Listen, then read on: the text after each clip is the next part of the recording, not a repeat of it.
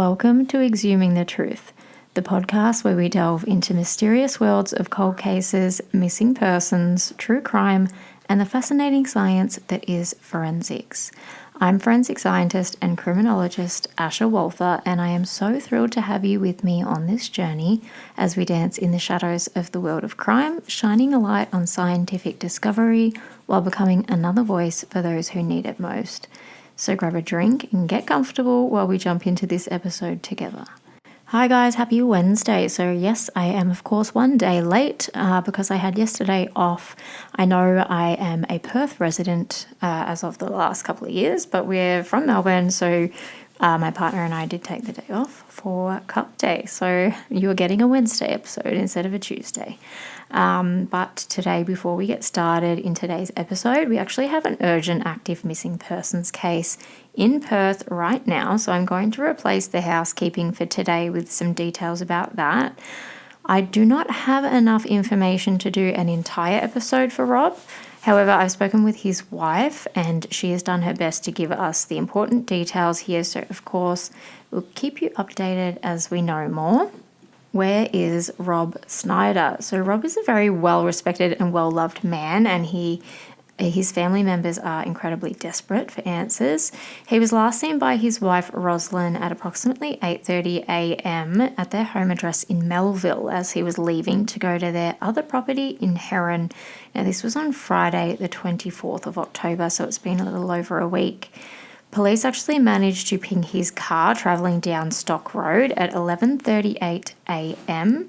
and then again Ankertel Road. So the last ping that they managed to get from his vehicle was heading eastbound at 12:10 p.m. on Thomas Road in Oakford. So Thomas Road's quite long. So that exact spot is just after Nicholson Road when you're travelling east. So this is my territory. I do live about 2 minutes away from Thomas Road. So I've already done a bit of a drive around and spoken to a couple of business owners along this road. Now, Rob has not accessed any money via bank accounts or anything like that. He also did not have his phone on him, although he did have an overnight bag with a book, a diary, and toiletries because he was actually planning on spending the evening at their property in Heron. His car is a white Subaru Forester and the license plate is 1GQJ931, and that vehicle does have a kayak roof rail set on top of it. Now, there have been no sightings of his car after this point on Thomas Road, and they also haven't been able to ping it anywhere for some reason since then. Rosalind did let me know that they have been looking at houses to purchase in the Oakford and Cardup area. So she did let the police know and they have attended these places and have had no luck. We've had the Water Corporation and the Serpentine Jarrahdale councils check their CCTV footage, as well as the service stations between Oakford and Boddington and Dwelling Up. Obviously nothing's turned up there. He currently works at Boddington Gold Mine, and he also used to work at Alcoa, and both of those have also been searched. So the police essentially said to the family that it's unlikely that he's been on any of the major roads, obviously given that they've checked as much footage as possible, and they are saying that they assume he may have gone off-road. Now, I'm going to be doing a search this Friday, the 7th of November, around the Oakford area. So if anyone from the area would like to join me, you're more than welcome to. And the last little note that I have down here is that he was wearing faded blue jeans and a t-shirt with a lightweight blue jacket when he was last seen by his wife, Rosalind. So if you're able to share any of this information, we have also created a video. It is in the form of a reel on our Facebook page. There is a video on our TikTok account. You can share either of those. They both have an image of Rob. We've also shared an image just via Facebook post on our Facebook page too. So you're able to share in a number of ways. But yeah, please keep an eye out and please spread the word. We'll jump straight into today's episode from here. Welcome to False Hope, How Psychics Undermine Real Investigations. Now, as I was writing this episode, I did have my fiance, who is going to be my co-worker soon, working for us, over my shoulder saying, oh, this is going to be controversial. And, you know, while I do slightly agree with him, Every post and every episode kind of comes with controversy. People always find something. But this is a very informative piece that I've put together, and I'm really happy with it because it's not, to go against psychics. It's just from a forensic and criminological perspective in investigations. There's a number of ways that psychics actually really hinder the progress, and I want to talk about that today. Imagine this. Your loved one is missing, days turn into weeks, maybe months, and the silence becomes unbearable. And then your phone rings, and a stranger says that they've had a vision and that they can help you. They say they know where your child is, and for a fleeting moment, you believe them. But what if the belief costs you the truth? Well, I'm Asha, and this is Exhuming the Truth, and today we're digging into the uncomfortable reality of psychic interference and how it can undermine real investigations and hurt the very people that it claims to help. The illusion of hope. There's something about the word psychic that captures our imagination. It sits in that grey area between mystery and comfort, the idea that someone might see what others can't. But when it comes to missing persons and cold cases, that illusion can do real harm. Self-proclaimed psychics often insert themselves into investigations, claiming to know where someone is buried, what energy they felt, or what spirits told them. But here's the real-life problem that they're never held accountable for when they're wrong. The reality is that most psychic information comes from public sources, subtle cues, and manipulation of emotions, techniques known as cold reading and confirmation bias. They throw out vague statements like, I see water nearby, or I feel an M name. And families desperate for answers try to make sense of those details, and they try to make those details fit. And before long, grief actually becomes a game of connect the dots that leads nowhere. Real life damage to real life families. Every single time a psychic makes a claim, families cling to the possibility that this one might be real. I think we would all do this, I know I would, and I've spoken to families who spent weeks searching in the wrong place, who've paid thousands of dollars, and no, I am not exaggerating. They've paid thousands of dollars to mediums, promising closure, and who've lost faith in police when those tips inevitably fall apart. Psychics don't just waste time, but they erode trust. And not just the trust from us as outsiders, but between families and investigations and the public. And they take advantage of the most human thing of all, and that's hope. Grief makes you vulnerable, that's not a secret, and there are people who see that vulnerability as opportunity, not to mention the ones who intervene without permission. And this has an investigative impact. From a forensic and criminological standpoint, of course, which is mine, psychic interference isn't harmless. Of course, everyone's obviously entitled to their own beliefs, and there's absolutely zero judgment around that. But when psychics, they call in with tips and they flood tip lines, and it just buries the legitimate leads that investigators get and that we get. Volunteers are often misdirected and evidence is disturbed or lost or even contaminated, and it's literally burning the truth. They make it so much harder, if not impossible, for families to have closure, and even well-meaning searches can destroy crucial environmental evidence. This includes soil impressions. We've spoken about it before. The soil holds so much evidence, textile fibers, trace DNA, and it literally derails an entire investigation, all because someone says that they felt a presence. I have seen this time and time again. I have been on cases where this has happened, and it's infuriating, if not heartbreaking. And every false lead costs the investigators hours. It's not always police. Sometimes it's us. Sometimes it's volunteers. Sometimes it costs days of people's valuable time. And when you spend so many years getting trained in search, in forensics, you know how much they're destroying. I have seen it only a few days ago, somebody who was claiming to be a psychic medium, assisting a family, uncovering items of clothing and handling that. It is destroying any chance of justice for these families.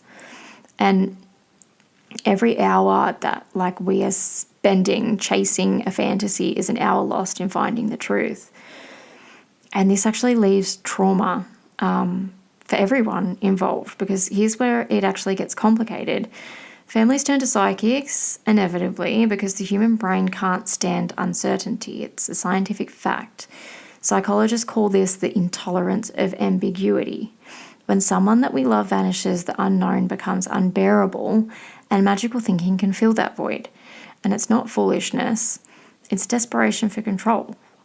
Of course, when everything feels lost, believing in something, anything, feels better than sitting in silence, and you feel stupid to not give it a go. So this episode isn't about shaming the families who believe, it's about calling out those who profit from their pain and destroy the investigation in the process. But with all this being said, there is always a path forward, and can we find an ethical path forward for this? Because there has to be a better way to help families find answers. And psychics are all over everybody's missing persons cases. It's not just one, it's all of them. They find them, they seek them out. Without permission, they do it. But instead of false promises, we can offer truth and science and compassion. We can connect these families with trauma-informed investigators and forensic experts and things like that. Because the families deserve hope and the best of the best.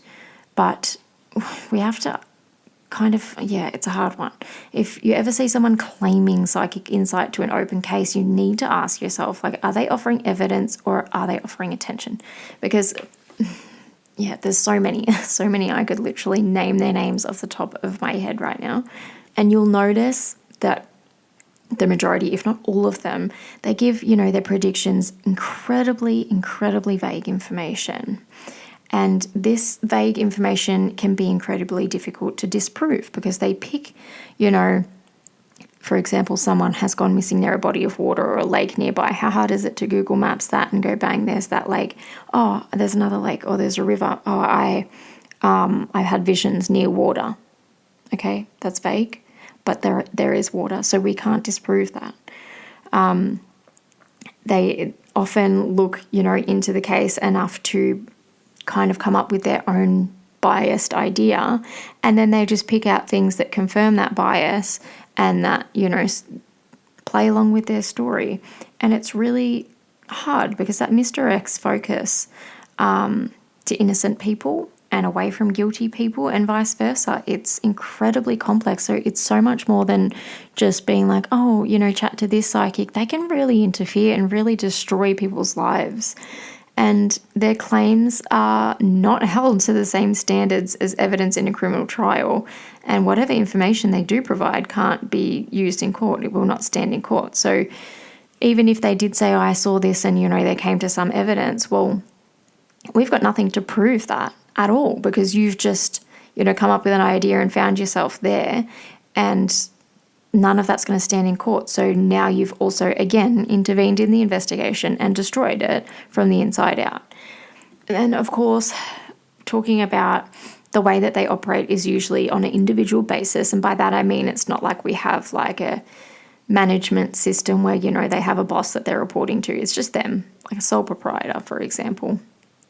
And obviously any psychic evidence is inadmissible in court. But like I just said, in easier terms to understand, they're literally destroying the chain of custody in evidence. So when you have a piece of evidence, its chain of custody is documented from beginning to end. They're destroying that process, which is then in turn giving families false hope when they found evidence.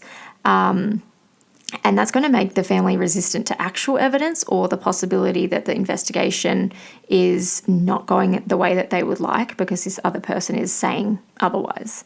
Now, you're probably thinking that I'm just, have a personal grievance towards psychics. I don't at all, but I do when it comes to forensic cases and when they intervene like this and they take advantage of people. And there have been a large number of cases worldwide where a psychic has intervened in an investigation, whether that be because the family have asked them to or they've just inserted themselves, and they've actually destroyed the case. And I wanted to show you a couple of examples, but I narrowed it down to just two because I wanted to keep them kind of well-known cases, and I wanted them to be Australian-based so that it's more relative to what I'm describing here today. So I've got 2 here to show you, and this is why it's such an important topic because, it can really mess people's lives up. So the Beaumont children case, so false leads and heartbreak. Let's start with one of the most haunting cases in Australian history, the Beaumont children. If you've listened to our episodes on this case, then I'm just doing a tiny recap, so I do apologise. However, this case was essentially on Australia Day, and we had Jane, Anna and Grant Beaumont, and they vanished from the Glenelg beach in Adelaide. Now, for decades, their disappearance haunted the entire nation. It's a mystery with no resolution, no arrests, nothing. No remains have been found, and over the years, they had hundreds of self-proclaimed psychics claiming to know what happened. Some of them said the kids were buried in sand dunes, others pointed to houses, parks, and even tunnels under Adelaide. In 1996, one psychic came forward and claimed that she'd seen their bodies buried beneath a factory floor. And this claim gained enough media traction that that's why they did this excavation, because of this psychic. The family waited and were holding on to the painful hope that maybe after all these years they'd have answers. But of course, nothing was found. No remains, no trace, no evidence. And it was just another layer of false hope adding to decades of grief for this family. And what the public doesn't get to see, what happens after the cameras pack up after these incidences, is when the families go home to silence yet again and almost double the grief. Then we have, of course, the famous Azaria Chamberlain case, which was where the baby disappeared near Uluru in 1980, which completely divided the nation and still does to this day.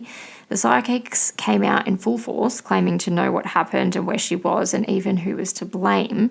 One psychic actually described a man in khaki taking Azaria, and this claim fed into public hysteria and suspicion towards Lindy Chamberlain, the mother, who was already being vilified in the media.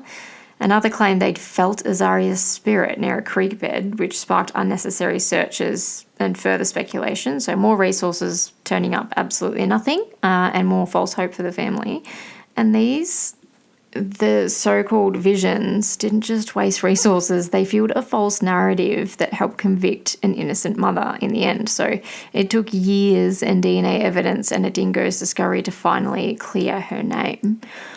But imagine enduring imprisonment and public hatred while people claiming supernatural insight confidently declared what they thought had happened to your baby.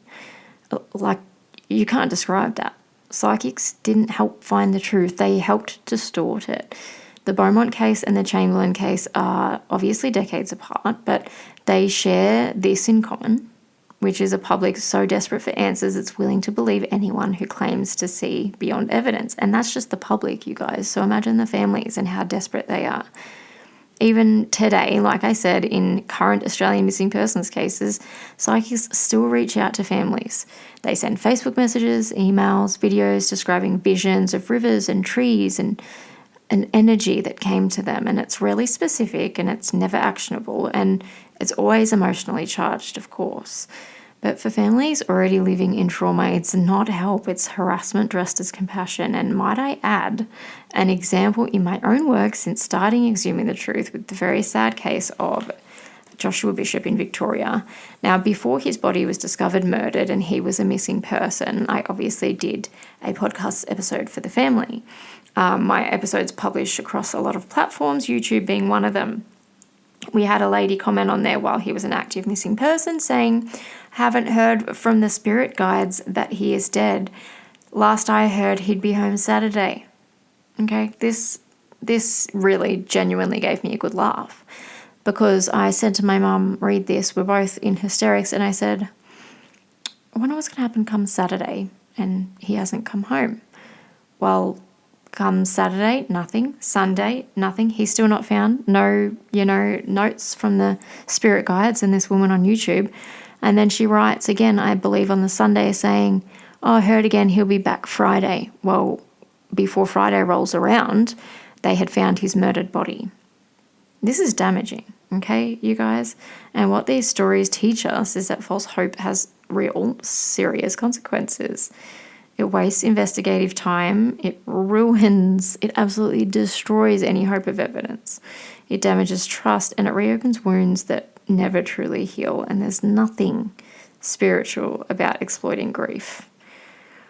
And if you ask me, truth doesn't come from visions. It comes from evidence and persistence and compassion. And at the end of the day, for something to be admissible in court, we need the evidence. We can't go destroying it.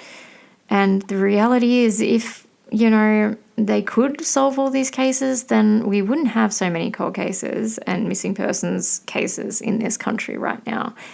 So to be honest, we would absolutely love for them to be able to solve all of these, but they're not, and they're interfering. They're asking hundreds, if not thousands of dollars, and it's just really sad and something that I see all too often, which is why I felt that I had to make an episode on it today. So yeah, again, believe what you will, but there is a fine line between helping and exploiting and destroying, quite frankly. So I'd love to hear your thoughts on this, but also please concentrate on our missing man, Rob Snyder, as well. I would love you to share that around because I would really love for some answers for this family. And again, if you would like to come along Friday for a search in the Oakford area, then please send me a message and I'd love to have you there. Thank you so much for joining me today. I hope you have enjoyed it here. You can subscribe to stay up to date with new episodes, and you can also find us across all social media platforms. Every unsolved case is a mosaic of lost fragments, and oftentimes it only takes one missing piece from the public to complete this picture. You can help these cases along by sharing our episodes and by jumping onto our social media accounts to join in on the case discussions. My name is Asha. I am a forensic scientist and a criminologist who is deeply, deeply invested, and you are listening to Exhuming the Truth. Stay safe.